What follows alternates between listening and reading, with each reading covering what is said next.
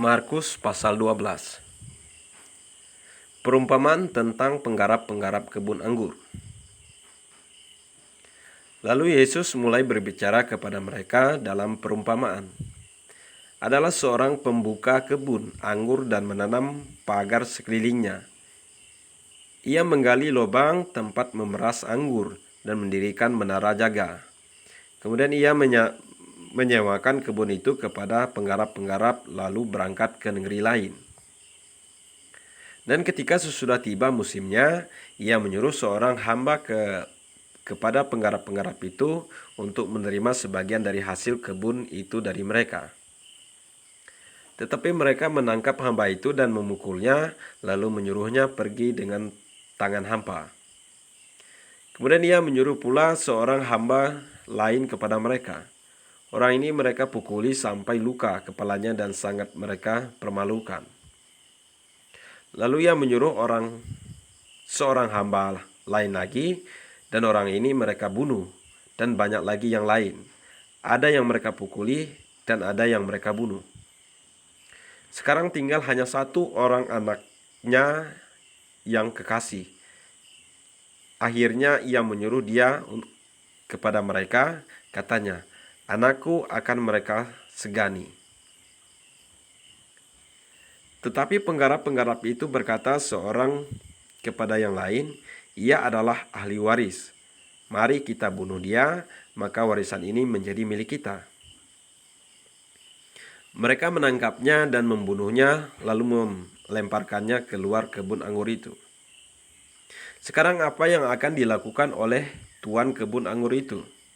Ia akan datang dan membiasakan penggarap-penggarap itu, lalu mempercayakan kebun anggur itu kepada orang lain. Tidak pernahkah kamu membaca nas ini?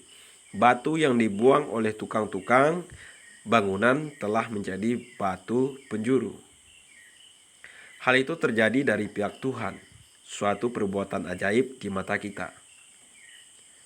Lalu mereka berusaha untuk menangkap Yesus, karena mereka tahu bahwa merekalah yang dimaksudkannya dengan perumpamaan itu. Tetapi mereka takut kepada orang banyak, jadi mereka pergi dan membiarkan dia. Kemudian disuruh beberapa orang Farisi dan Herodian kepada Yesus untuk menjerat dia dengan suatu pertanyaan. Orang-orang itu datang berkata kepadanya, "Guru, kami tahu engkau adalah seorang yang jujur, dan engkau tidak takut kepada siapapun juga, sebab engkau tidak mencari muka, melainkan dengan jujur mengajar jalan Allah dan segala kejujuran. Apakah diperbolehkan membayar pajak kepada kaisar atau tidak? Haruskah kami bayar atau tidak?" Tetapi Yesus mengetahui kemunafikan mereka, lalu ia berkata kepada mereka, "Mengapa kamu mencobai aku? Bawalah kemari suatu dinar supaya aku lihat." Lalu mereka bawa. Maka ia bertanya kepada mereka, "Gambar dan tulisan siapakah ini?" Jawab mereka, "Gambar dan tulisan kaisar." Lalu kata Yesus kepada mereka, "Berikanlah kepada kaisar apa yang wajib kamu berikan kepada kaisar, dan kepada Allah apa yang wajib kamu berikan kepada Allah." Mereka sangat heran mendengar dia. Datanglah kepada Yesus beberapa orang Saduki yang berpendapat bahwa tidak ada kebangkitan. Mereka bertanya kepadanya, "Guru, Musa menuliskan perintah ini untuk kita. Jika seorang yang mempunyai saudara laki-laki mati dengan meninggalkan seorang istri tetapi tidak meninggalkan anak, saudaranya harus kawin dengan istrinya itu dan membangkitkan keturunan bagi saudaranya itu. Adalah 7 orang bersaudara. Yang pertama kawin dengan seorang perempuan dan mati dengan tidak meninggalkan keturunan. Lalu yang kedua juga mengawini dia dan mati dengan tidak meninggalkan keturunan. Demikian juga dengan yang ketiga. Dan begitulah seterusnya ketujuh tidak meninggalkan keturunan.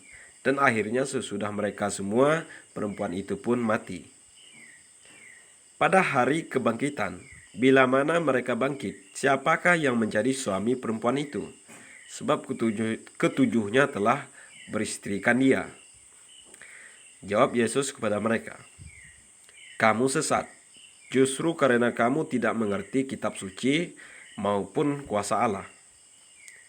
Sebab apabila orang bangkit dari antara orang mati, orang tidak kawin dan tidak dikawinkan, melainkan hidup seperti malaikat di surga. Dan juga tentang bangkitnya orang-orang mati, tidakkah kamu baca dalam kitab Musa, dalam cerita tentang semak duri, bagaimana bunyi firman Allah kepadanya, 'Akulah Allah Abraham, Allah Ishak dan Allah Yakub.' Ia bukanlah Allah yang mati, melainkan Allah yang hidup. Kamu benar-benar sesat." Lalu seorang ahli Taurat yang mendengar Yesus dan orang-orang Saduki bersoal jawab dan tahu bahwa Yesus memberi jawab yang tepat kepada orang-orang itu, datang kepadanya dan bertanya, "Hukum manakah yang paling utama?" Kata Yesus, "Hukum yang terutama ialah, dengarkanlah hai orang Israel, Tuhan Allah kita, Tuhan itu Esa. Kasihilah Tuhan Allahmu dengan segenap hatimu dan dengan segenap jiwamu dan dengan segenap akal budimu dan dengan segenap kekuatanmu. Dan hukum yang kedua ialah, kasihilah sesamamu manusia seperti dirimu sendiri. Tidak ada hukum lain yang lebih utama daripada kedua hukum ini." Lalu kata ahli Taurat itu kepada Yesus, "Tepat sekali. Guru benar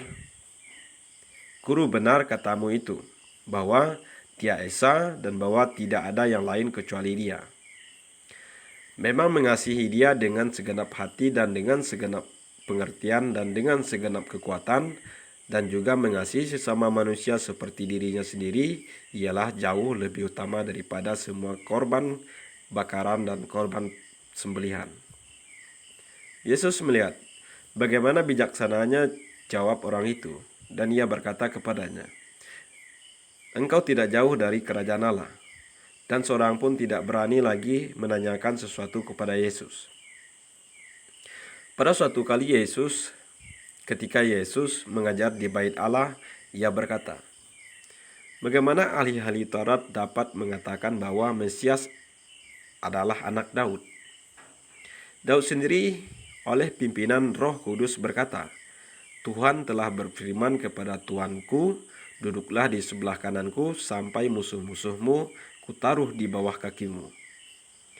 Daud sendiri menyebut Dia tuannya. Bagaimana mungkin Ia anaknya pula?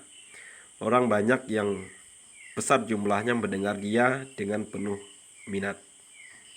Dalam pengajarannya, Yesus berkata, "Hati-hatilah terhadap ahli-ahli Taurat yang suka berjalan-jalan memakai jubah panjang dan suka menerima penghormatan di pasar, yang suka duduk di tempat terdepan, di rumah ibadat dan di tempat terhormat dalam perjamuan, yang menelan rumah janda-janda sedang mereka mengelabuni mata orang dengan doa yang panjang-panjang. Mereka ini pasti akan menerima hukuman yang lebih berat." Pada suatu kali Yesus duduk menghadapi peti persembahan dan memperhatikan bagaimana orang banyak memasukkan uang ke dalam peti itu. Banyak orang kaya memberi jumlah yang besar. Lalu datanglah seorang janda yang miskin dan ia memasukkan 2 peser, yaitu 1 duit. Maka dipanggilnya murid-muridnya dan berkata kepada mereka, "Aku berkata kepadamu, sesungguhnya janda miskin ini memberi lebih banyak daripada semua orang yang memasukkan uang ke dalam peti persembahan. Sebab mereka semua memberi dari kelimpahannya, tetapi janda ini memberi dari kekurangannya, sebab yang ada padanya yaitu seluruh nafkahnya."